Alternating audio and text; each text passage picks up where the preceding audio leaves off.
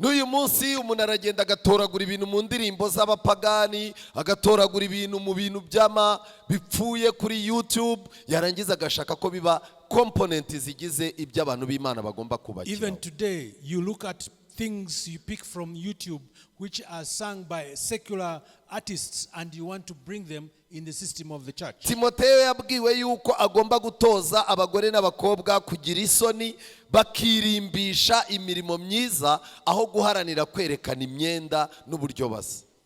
Amatiku yavutse, ikibazo mu kinyabupfura muri discipline, ibibazo byavutse byo kutumvikana kw'abanyeshuri, amatiku yavutse kubera icyo uhora uri umukandida kucyo utitekereza, kubera icyo ahantu hose ari wowe muri timu mbi buri munsi uhinduka umukandida, kurusha abantu, kumva abantu bakuvunikira wowe uri hariya, kumva abantu ari wowe bagomba kwita wowe nta kintu bamariye. Imana yararebye isanga n'abo umwami azarushya abaturage bayo.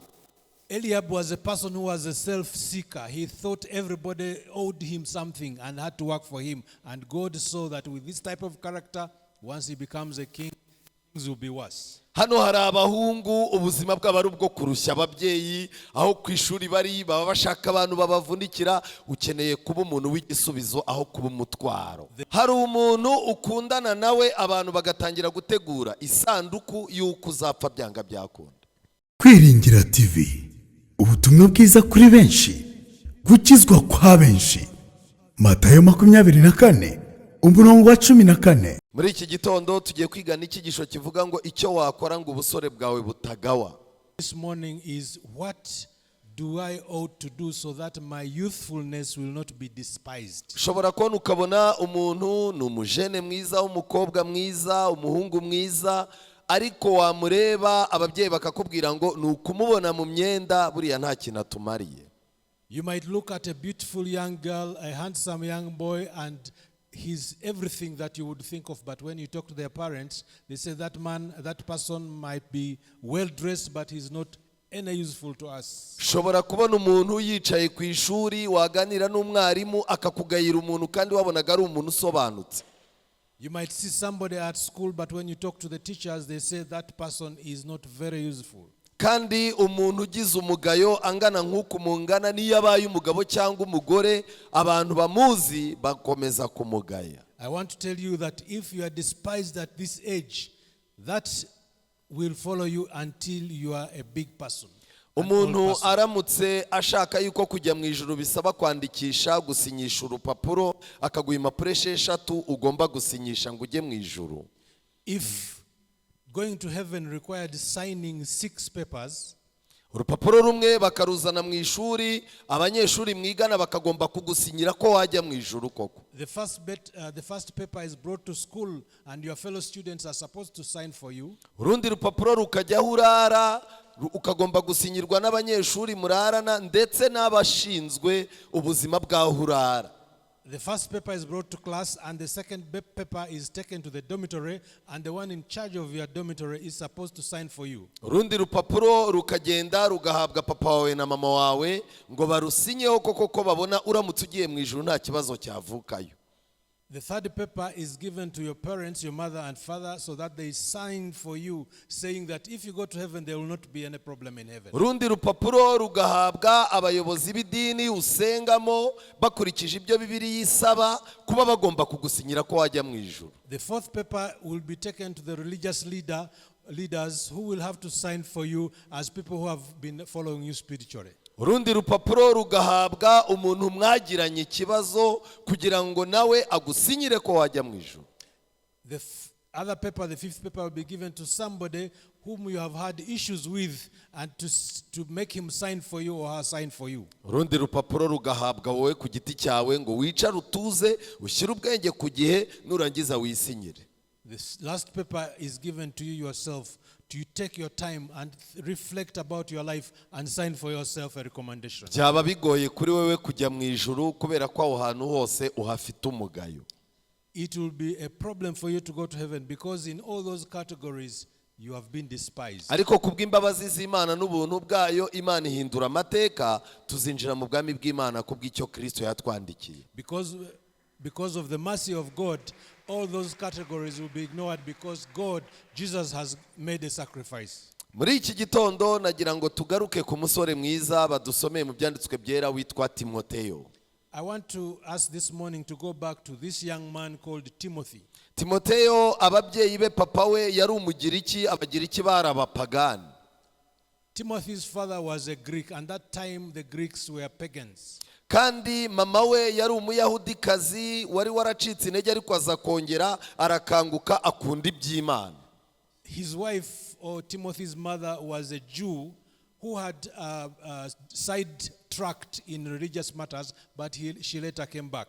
Papa wa Timoteyo rero nta kintu yitagaho ku mwana n'intege nke ze, ariko mama wa Timoteyo buri kantu kose yaragakurikiranaga. Timothy's father didn't care about his life, but his mother always made sure he was in the right path. Iyo Timoteyo yagiraga amahirwe akajya kwa nyirakuru yari umubyeyi ukunda ibyanditswe byera kandi utagira tolerance ku ikosa iryo ari ryo ryose. When Timothy had an opportunity to visit his grandmother made sure that he was in the right way. She never tolerated anything that goes about around over God's issues. Atangiye gukura bitewe nuko aho yakuriye hari abana bateye nabi, ababyeyi be bize kumurindisha ibyanditswe byera. As he was growing up in a community which had people who didn't observe what God required, but his parents always protected him, especially the mother. Yakuze rero muri we hagaragaramo ko agomba kuzaba umuntu ufite icyo amariye ababyeyi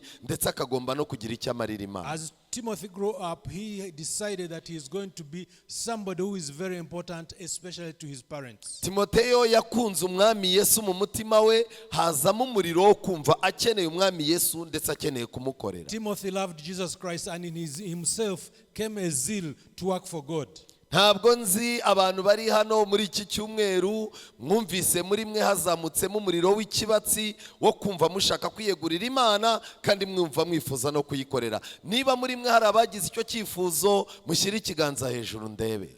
I'm not sure whether among you this week somebody has that fire burning inside that I want to turn my heart to God and I want to go to work for God in the future. Imana ibahumugisha cyane, ndabona ari hafi ya mwese. Imana ibahumugisha. God bless you. I can say a number of hands. Igihe rero Paulo yari ari mu murimo agahura na Timoteyo w'umusore, as Paul was working his daily duty, he came across this young man Timothy. Yaramwitegereje abona afite igihagararo cyiza nkuko abajene mwese mufite igihagararo cyiza. Paul looked at Timothy and saw a young handsome man like any of you here. Icyambere Paulo yamubonyemo kuba umwizerwa. The one thing that Paul saw in him was faithfulness. Umuntu iyo amaze kuba umwizerwa bigeraho bikazamugaragara ku maso ku buryo umureba ukamugirira icyizere. Rather he saw trustworthiness in him, and when you see trustworthiness in a person you come to like him and love him. Yamubonyemo kuba ari umuntu utajahagurika ufata imyanzuro ihamye. He saw him as a person who is straight in taking decisions. Niba uri umuntu utitoza kuba umuntu ufite imyanzuro ihamye uzaba ikibazo. Nuba umugore uzaza uhaguruka mu rugo iwawe ugiye kugura ibyo kurya utahana inkweto. If you don't become a serious person who takes right decision, you will wake up one morning when you are a wife and go to the market, instead of buying food, you'll come back with shoes. Bizakugora numara kuba umugabo wa musore we, uzaza ufata amafaranga muri banke ugiye kuyagura ikibanza birangira ahindutse ayo gutemberamo. Young men, if you don't take right decision, you will wake up and withdraw money from the bank. Instead of buying a piece of land, you'll end up taking it into a drinking parlor. Timoteyo yitegerejwe na Paulo abona Timoteyo ni umunyakuri mu buzima bwe bwa buri munsi. When Paul observed Timothy, he saw seeds of perfectness. Kuba umunyakuri byagaragaraga muri Timoteyo byatumye Paulo yifuza kumuhindura umuvugabutumwa udasanzwe. Because Paul saw truthfulness in Timothy, he wanted him to be part of his ministry. Kuba umunyakuri birimo biragenda bitakara mu bajene b'uyu munsi wa none. Truthfulness is getting lost among the young people today. Urimo urakundana n'abahungu batandatu uri umukobwa umwe kandi bose ugakomeza kubakomeza mu biganza byawe ukoresheje ibinyoma. You end up as a young girl loving 6 different men at the same time, using lies. N'abasore benshi babeshya ababyeyi babo aho bagiye, ugasanga bagiye ahandi mu bintu by'ibigare, mu bintu by'amayoga n'ubusinzi bidafite icyerekezo. Many young people tell lies to their parents about their whereabouts when they are actually going among groups and gangs to enjoy life. Ikibi cyo kuba mu buzima bw'ikinyoma, ukurubeshya ukazabyara abana nawe bakubeshya.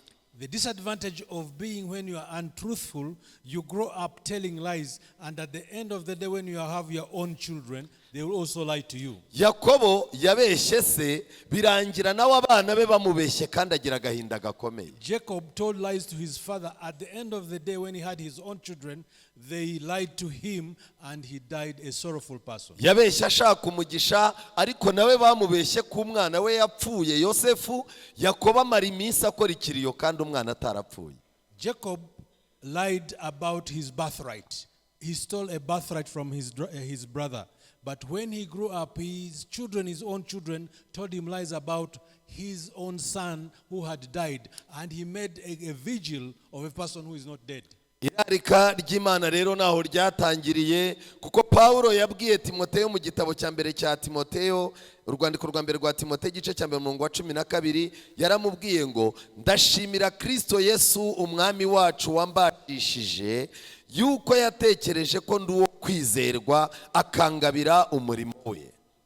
Service for Timothy began when you read in the book of 1 Timothy chapter 1 verse 12, which says that I thank Christ Jesus our Lord, who has given me strength, that he considered me trustworthy, appointing me to his service. Na Paulo ubwe yabwiye Timoteyo yuko icyizere Imana yamugiriye ari cyo cyatumye yinjizwa mu murimo w'Imana. Even Paul told Timothy that the trustworthiness he had is the one which caused him to move to work for God. Mukwiye kwishimira kwinjira mu murimo w'Imana muri bato, mukiyegurira Imana, kandi icyizere Imana ibagiriye kizabafasha no kubaho neza mu buzima. You buzima. should be happy if you join the service of God, and the trustworthiness that you have will make you be a proper servant of God. Umunsi umwe abantu bagiye kubona babona Timoteyo arimo aragendana na Paulo. At one time, people saw Timothy walking together with Paul. Abantu baranezerewe cyane, baravuga bati uriya mwana azagira hazaza heza bitewe n'umuntu muzima bagendanye. People were happy because they knew Timothy, and they say this man will have this young man will have a bright future because he's walking together with a good man. Hari umuntu ukundana nawe, abantu bagatangira gutegura isanduku y'uko uzapfa byanga byakunda. Sometimes when people look at the person you are walking with, you are living with, and say the future, there's no future for this person, and they start preparing a vigil for you. Hari umuntu ujyana iwanyu bamureba mu maso bagahita batangira ikiriyo y'uko upfuye uhagaze. There's a person you'll go together to your home, and your people, your parents will say, my son or my daughter is dead. Paulo rero yitegereje muri Timoteyo abonamo ibintu bidasanzwe. When Paul looked at Timothy, he saw extraordinary things. Muri iki gitondo ndagusaba ngo Imana iguhe ububasha n'ubushobozi kugira ngo umuntu ukurebye atazaza gupfobya akikureba mu maso. Today I pray that as young people, you live a life such that when somebody looks at you, he can say this person has a bright future. Reka mbahe urugero rw'umuntu wapfobejwe akigaragara mu maso ye mu gitabo cya mbere cya Samweli. I want us to look at in the first book of Samuel at a person who was considered or despised in his youthhood. Igitabo cya mbere cya Samweli igice cya 17. Let's look at 1 Samuel chapter 17. Umurongo ukomeye cyane, igihe Dawidi yari agiye gutoranywa. Let's look at the way David was chosen. Ni amagambo akomeye cyane, murebe igice cya 16. These are powerful words. Let's look at verse 16. Igihe Samweli Imana yamuhaga amavuta ngo nagende ajye gutoranya umuntu ugomba gusimbura Sawuli, ajye gutoranya.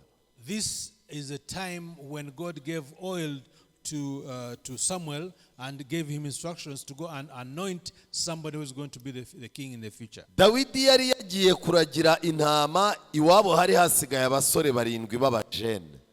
David was on his daily duty going to take care of sheep. There were 7 other young people who were at home. abo bajene barindwi babatondetse imbere ya Samweli. These 7 young people were arraigned in front of Samuel. Ariko nagira ngo mbabwize ukuri, buri wese yari afite defo, yari afite ingeso mbi ituma adakwiye gutoranywa. Among the 7 young men before Samuel, each one had a fault that did not qualify him to be chosen as a king. Gusa muri abo barindwi hari harimo uri muremure kurusha abandi. There was one taller one among the 7 Wari ufite ibigango, who was youthful and strong.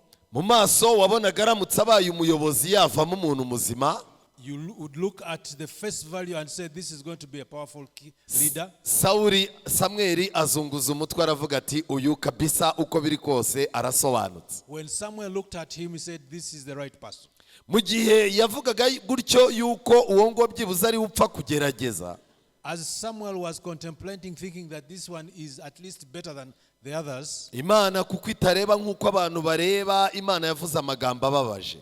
because God does not see the way we see, God said these hurtful words. Umurongo wa karindwi w'igice cya 16 Bibiliya iravuga ngo ariko Uwiteka abwira Samweli ati nturebe mu maso he cyangwa ikirere cye ko ari kirekire, namugaye. Chapter 16 of verse 7, but the Lord said to Samuel, do not consider his appearance or his height, for I have rejected him. Umuntu atangira agawa n'ababyeyi be ariko ntibabibwira abantu. Sometimes you are rejected by your parents, although it is not publicly known. Bigakurikiraho abantu bagatangira kuzaza bakugaya bakurikije uko bakureba. And then the public will start despising you. Igihe kiragera n'Imana ikakugaya. Time comes when even God rejects you. Imana yaravuze iti namugaye kuko Uwiteka atareba nk'uko abantu bareba ubwiza bugaragara, ariko Uwiteka wareba mu mutima. The Lord does not look at things the way people look at. People look at outward appearance, but the Lord looks at the heart.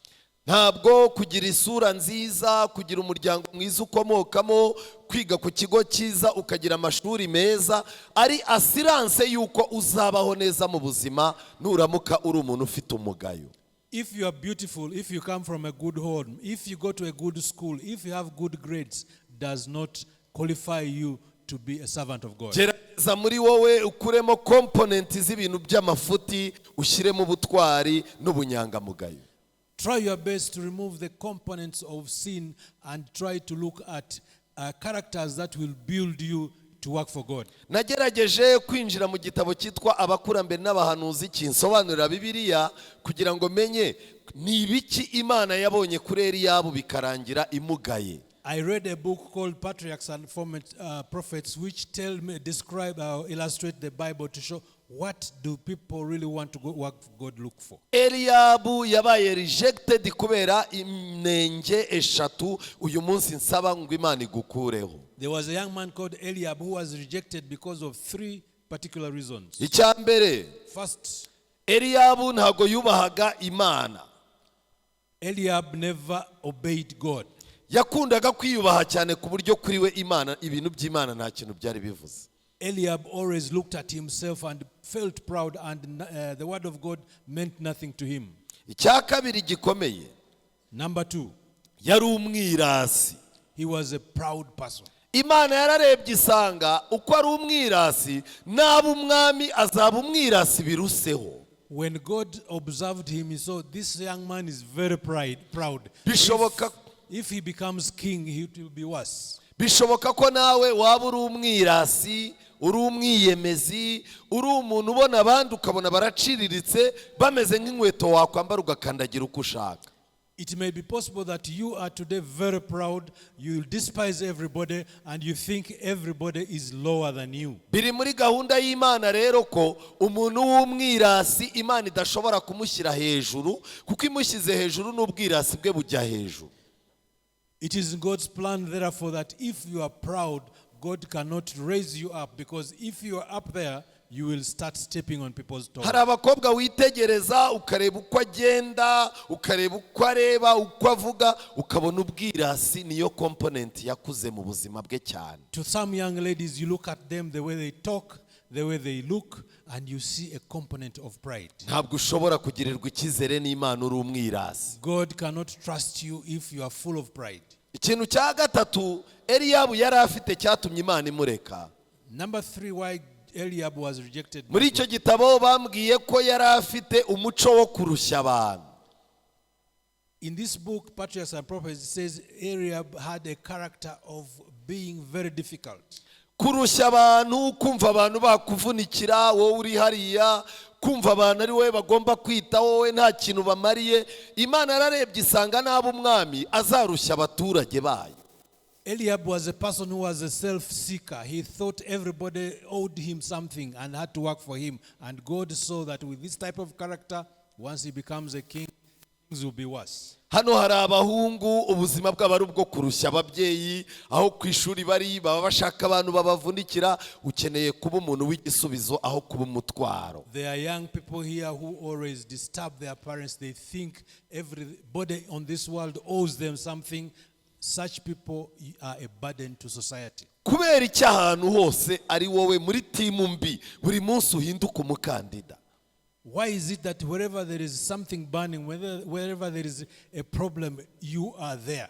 Amatiku yavutse, ikibazo mu kinyabupfura muri discipline, ibibazo byavutse byo kutumvikana kw'abanyeshuri, amatiku yavutse, kubera icyo uhora uri umukandida kucyo utitekereza. Why are you always in a place where there is trouble, whether there is fighting, whether there is backbiting? You are always a candidate in this problem. Muri iki cyumweru Imana yakoresheje ijambo ryayo, igikombe cy'amavuta yayo yo gutoranya tugifite mu kiganza twese uko turaho. This week, God, just the way he gave Samuel a bottle of oil to anoint a leader, Ariko that bottle here today. Amavuta yo gusigwa yaciye kuri Eliab hagahamagarwa Dawidi, niko nawe amahirwe yawe ashobora kugucika kubera izo nenge eshatu. Just like the bottle of oil overpassed Eliab and was eventually given to the young David, today you might miss, this week you might miss that opportunity of being anointed. Nubona urimo gutangira gusinzira no gutesha agaciro ibintu biremereye nk'ibi Imana irimo gutangira hano, uzamenye ko ibihombo urimo kugira hano uzabibona ukuze. If you feel getting sleepy in this class, if you feel you are despising what in this room, and you feel you are despising what we are discussing, the bottle of oil might overpass you. Barimo baraha abandi inama wowe ntacyo bikubwiye, barimo barasenga ntacyo bikubwiye, ubuzima bandemo barakanguka, hari classe naraye mbonye barimo kwiga ninjoro wowe ukagenda ugakubita igitotsi ntacyo bikubwiye. Byanga byakunda ibyo umuntu abiba nibyo abazasarura. Other students are seeking counseling, other students are praying, other students are studying the Bible. To you it means nothing. You are going to miss the oil. Byanga byakunda amavuta yo gutoranywa yamuciyeho. Eliab kuva icyo gihe yabaye mu gisirikare, ariko Bibiliya ntiyongeye kumuvugaho kuko nta mateka afatika yongeye kugira. Eliab lost the oil. He was not anointed. The Bible talks about Eliab going to the army, but there is no other place in the Bible that Eliab's name is mentioned. Ushobora kuzava hano amateka yawe agahanagurika, ntuzongere kumenyekana, ndetse no mu bitekerezo byawe ntihabe impamvu ikomeye yatuma abagenzi bawe bakwibuka kuko ntiwigeze ubibuye ry'agaciro muri iyi myaka urimo. It is possible that you will leave this school and you will be forgotten. Nobody will ever remind you because you never took a decision. Paulo rero afata Timoteyo amugira inama nk'umuntu wayoboye itorero akiri mutoya. Paul decided to take Timothy and advised him like a person who was experienced in the work of God. Bitewe nuko mu busore mu myaka y'urubyiruko habamo kurangara, kwita ku bintu bidafite agaciro no gupfusha igihe ubusa, Paulo yandikiye Timoteyo inzandiko ebyiri muri Bibiliya kugira ngo azabe umusore uri stronger ufite akamaro. Because Paul knew that Timothy was a young man, he knew that young people get so many distractions, sometimes they waste time. Paul decided to write to Timothy 2 letters, which we find in the Bible as the first and second letters to Timothy. mbere na mbere yabanje kumwandikira abagabo babiri agomba kuzirinda kuba inshuti zabo mu murimo w'Imana, kuko Paulo yavuze ko abo bagabo bari babi. In the first letter, Paul tells Timothy about two men that Timothy should avoid. Umuntu mugendana ashobora gutuma uhusha intego n'umugambi wari ufite. The person you walk with can cause you miss your target. Paulo yasabye Timoteyo gukora umurimo wo kwingingira abantu no kubasengera, ndetse akazaza asengera n'abanyapolitike kugira ngo igihugu kibemo amahoro. Paul asked Timothy to plead for people around him, to even pray for the leaders of his country. Kubera yuko umuntu wita ku gusengera abandi, Imana imuha imbaraga zo kubona umugisha.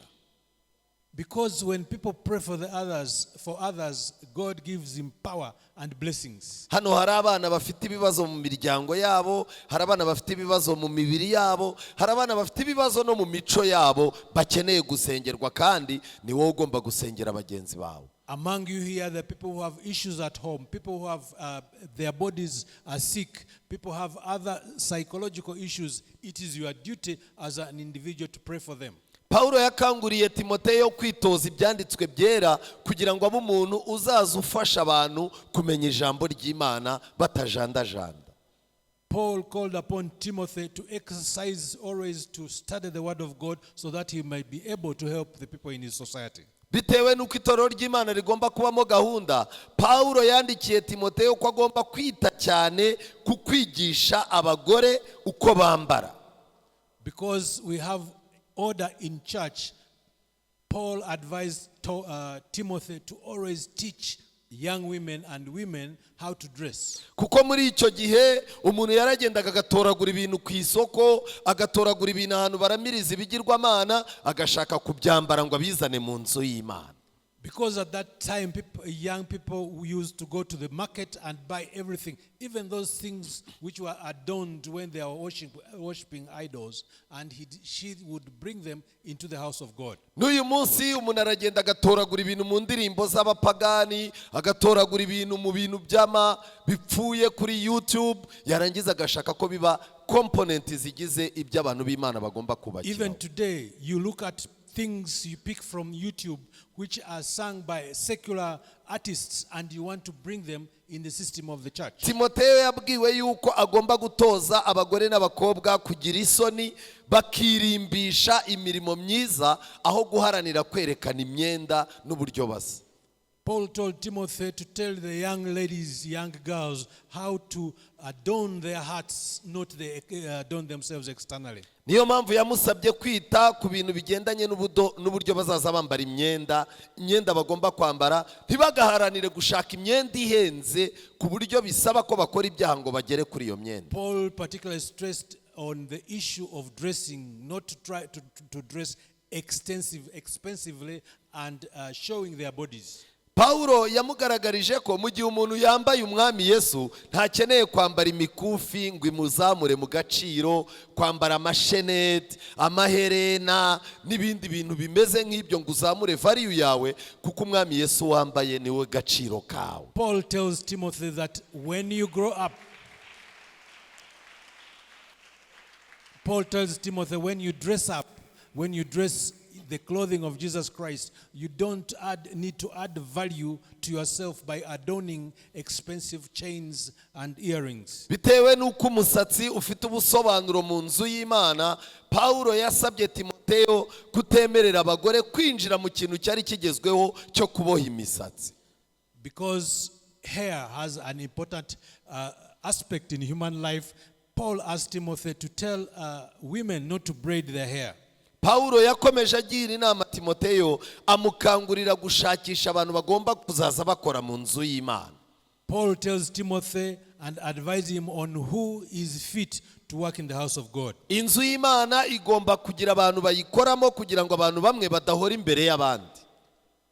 The house of God has to have particular people who should work in it. Ariko arangije amubwira yuko atazaza apfa gutoragura mu nzu y'Imana bakoramo ngo atoragura ababonetse bose.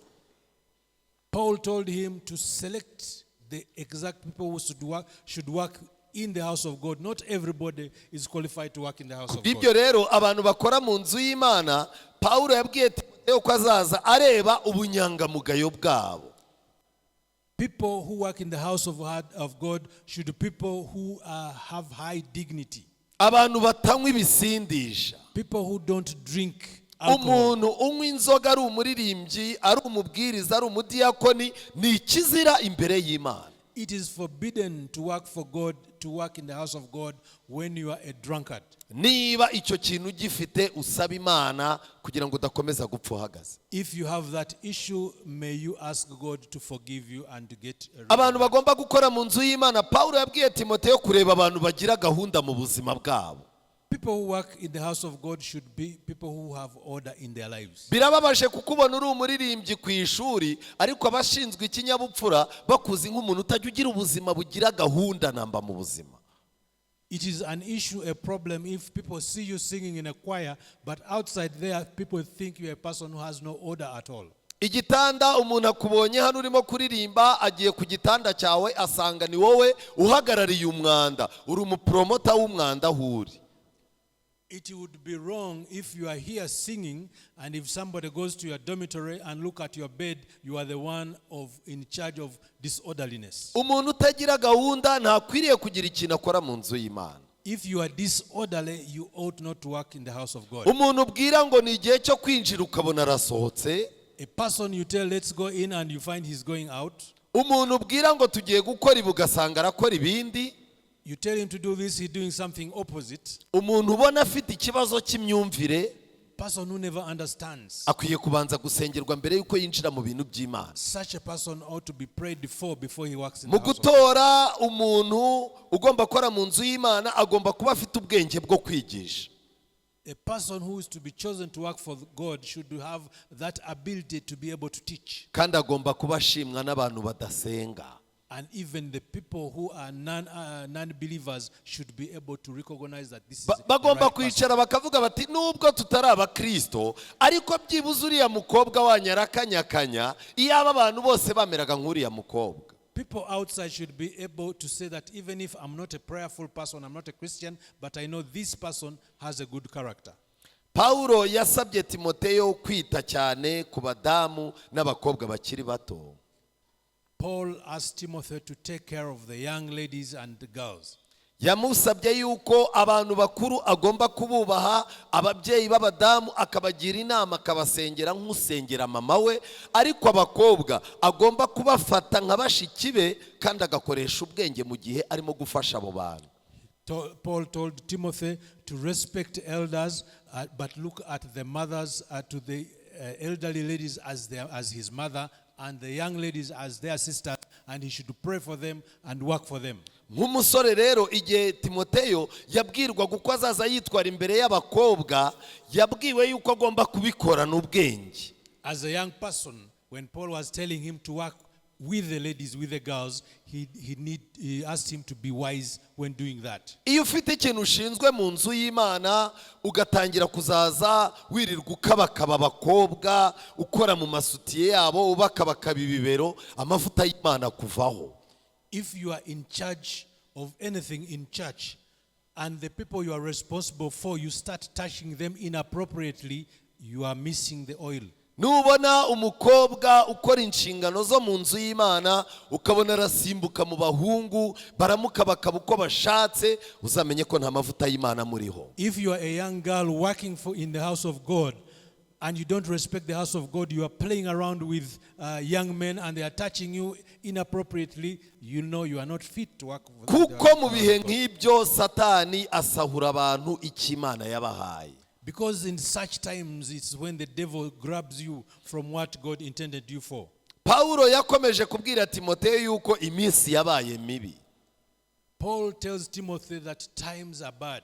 Amubwira yuko abantu bagiye kuzagushwa ndetse abantu bakava mu byizerwa bakava mu bintu by'Imana. Paul tells Timothy that people are going to lose their path and forget about God. Yamusabye kwirinda ibintu bibiri bidasanzwe kugira ngo azakomeze kugira icyo amarira itorero ry'Imana. Paul tells Timothy to avoid two things so that he may continue to work for God. icyambere ni ukwirinda ibintu by'imyuka kuko imyuka mibi izaza abantu bakagira ngo ni umwuka w'Imana. He told him to avoid evil spirits, to be able to discern which is the right spirit, because people will think those bad spirits are actually from God. Uyu munsi abantu barimo baruzura imyuka mibi bakavuga ko bazura abantu bakavuga yuko bakora ibitangaza nyamara ari imbaraga za Satani zirimo kubakoresha. Today people preach and say they have spirits, they are able to resurrect people, they are able to do miracles, and yet these are actually powers from the devil. Barimo barashuka abantu bakabwira ngo nibaze babasengere babahe za visa babahe imigisha babashakira iterambere ariko ni imyuka ya Satani irimo kubakoresha. They deceive people to come to them and they give them money, they give them visas, they give them development, but these are evil spirits. Umubare munini wabitwa ko basengera abantu bakabakorera ibitangaza barimo barasambanya abagore n'abakobwa babishyiriye. The majority of people who tell people that they are praying for them, they end up raping the young men, the young ladies who come to them for prayer. Icyakabiri yamusabye kwirinda ni inyigisho z'abadayimoni. The number two thing that he told him to avoid is the teachings from the devil. Inyigisho z'abadayimoni zemerera abantu kunywa inzoga bagakomeza bagasenga kuba abantu bashobora gushaka abagore benshi. Inyigisho zizeza abantu yuko abantu nta juru ririho nta n'Imana iriho umuntu agomba kwitwara uko ashaka. There are teachings that Paul tells him to avoid, things like you are able to drink and still pray, you can have as many women as you want, you can do anything as long as you are praying. Paul tells him those are wrong teachings. Inyigisho z'abadayimoni zibwira abajene yuko ibintu byo gusenga ari ibintu biciriritse ugomba kwiberaho ugakoresha logique yawe ukibeshaho nta mana ukeneye. Such teachings that tell young people that you don't need to pray, you can do whatever you want, prayer is outdated. Those are things that Paul tells Timothy to avoid. Timoteyo yakomeje guhabwa amasomo na Paulo. Paul taught Timothy through his letters. Paulo yibukije Timoteyo ko twaje mu isi nta kintu tuzanye tuzayivamo nta kintu tujyanye. Paul reminds Timothy that we came to this earth with nothing and we are going out with nothing. Kwari ukugira ngo umwanya we awumare abana n'Imana ashaka ibintu bisumbye ibyo mu isi turwanira. The reason he told him this was that the time he is going to spend on this earth, he should use them properly. Ntukwiye gucumuzwa n'ibintu byo ku isi rero kuko uko waje wambaye ubusa upfumbase utuganza twawe niko uzava mu isi wambaye ubusa upfumbase utuganza twawe. You shouldn't waste your time, young people, because the way you came on this earth with nothing, with your arms, your hands folded, that's the same way you're going to leave this earth. Hari abantu basigaye bapfa kubera ko mu buzima bwabo bwa gisore nta mateka bagize imeza bigasaba yuko ku rupfu rwabo babahimbira ubuhamya. Sometimes when you go at a vigil, because a person who has died has nothing to talk about, people start creating stories about his life on earth. Dufite umubare munini w'abajene barimo kugwa mu tubyiniro bagapfa, abarimo gukora accident batashye basinze, abarimo kwiyahura kubw'agahinda n'imibabaro, abo bose barimo baragenda nta mateka mazima basize ku isi. We have so many cases of young people who die when they are in dancing joints, who die in accidents because they were driving when they are drunk. Those people have wasted their time on this earth. Waje ku isi utabigizemo uruhare uzava ku isi utabigizemo uruhare hagati aho ngaho shakisha amateka mazima. You didn't choose to come to this world and you will not choose to go out of this world. The time you have here, you should spend it properly. Kubw'ibyo rero Paulo yasoje agira inama Timoteyo yo gushaka uburyo yazagira iherezo ryiza. Paul advises Timothy that you should end your life on this earth in a good way. Aramubwira ati ugerageze unyigane ugere ikirenge mu cyanjye nanjye nkigera mu kirenge cya Kristo. He told him that try to imitate me, try to step in my steps because I also step in Jesus' steps. Ukundeba Timoteyo narwanye intambara nziza. He told Timothy that the way you see me, I fought a good fight. Mu magambo make yarimo kumubwira kuva mu ntambara z'amatiku, intambara z'amagambo, intambara z'iki agasigarana intambara y'Imana. In In other words, he was telling him that avoid the cheap talk, leave those things of the world and fight the fight of God. yamubwiye ikintu cya kabiri, aramubwira ngo narinze ibyo kwizera. And he told him the second thing, that I protected what I believe. Ibyo nizera narabirinze kugira ngo satani n'abadayimoni batagira component mbi bashyiramo. What I believe I have protected so that I don't give a path for the devil to enter my life. Icya gatatu, narangije urugendo.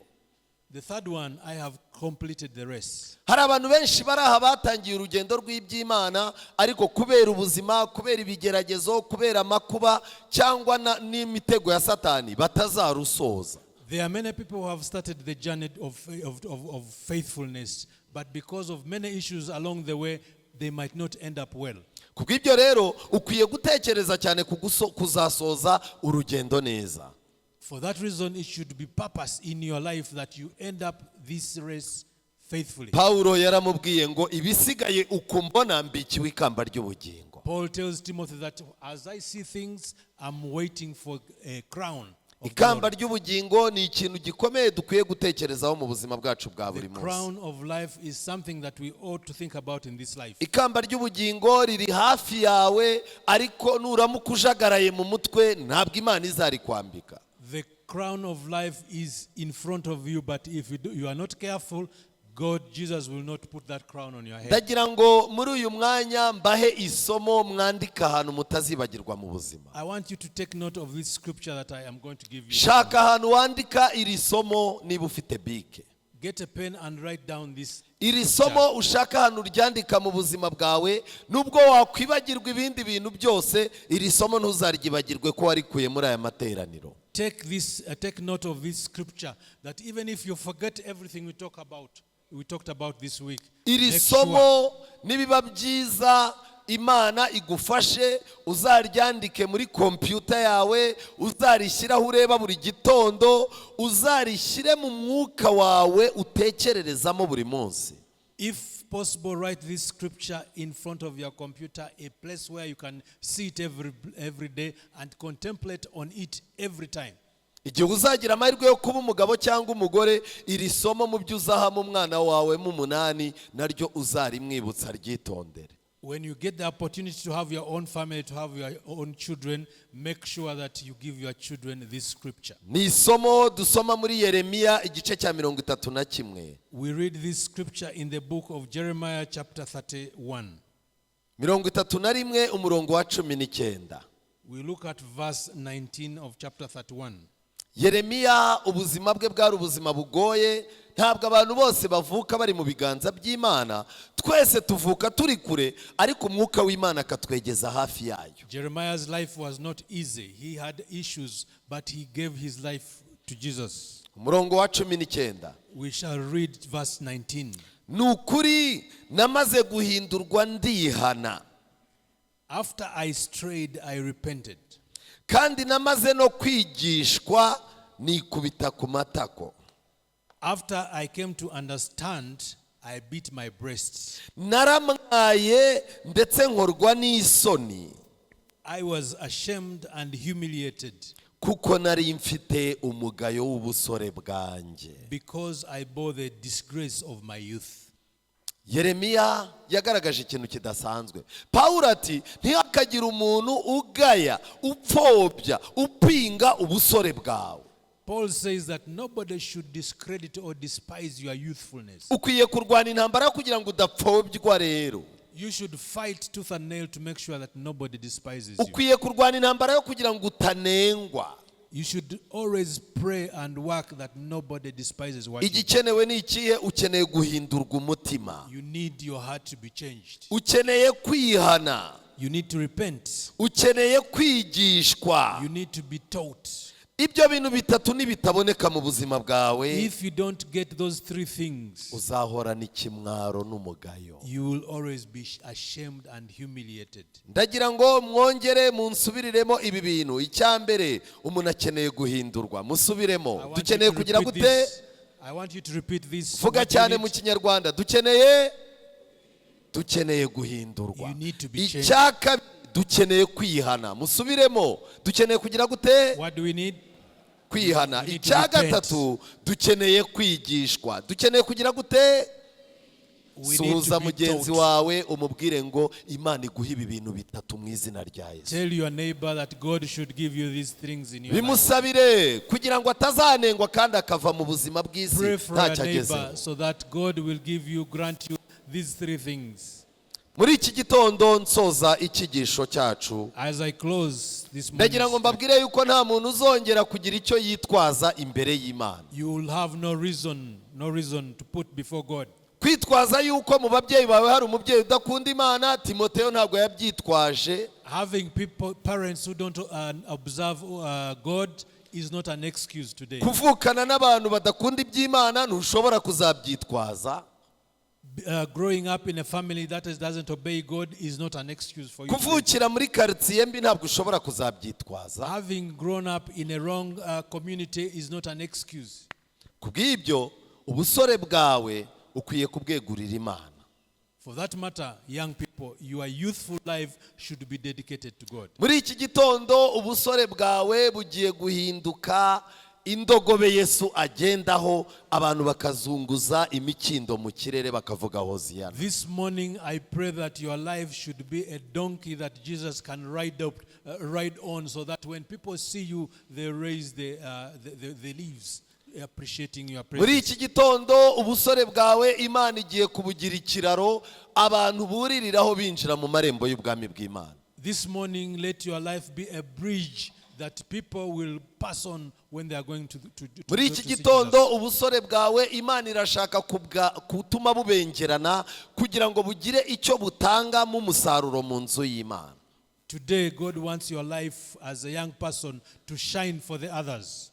Guhindurwa, kwihana no kwigishwa bikwiye kukuranga mu buzima bwawe bwose. Repenting, being taught, and changing is needed in your life. Muri iki gitondo tekereza ku buzima bwawe, ubufate nk'impano, ubushyire muri envelope nziza, ubuhereze Kristo nk'impano. This morning, let your life, which is a gift, be wrapped and handed over to the life of Jesus Christ. Ndagira ngo mbasabe muhagurukiraho muri. I want you to stand up where you are. Dufite gahunda nziza yo gusenga, We have a wonderful program, prayer. kandi buri muntu wese yagize umugisha wo kubana n'Imana ku giti cye.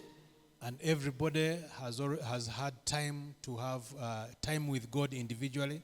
Tugiye gutanga umwanya buri muntu wese afata iminota 3 azamura isengesho ku giti cye, yereka Imana ubuzima bwe, agira icyo agambirira ku Mana kandi agira icyo ayisaba muri iki gitondo. Let us take 3 minutes to take your time and make an individual prayer. Give your life to God, tell him what you want to tell him, and take a decision to work for God. Ibyo tugiye kubikora dupfukamye. Kwiringira TV, ubutumwa bwiza kuri benshi, gukizwa kwa benshi. Matayo 24:14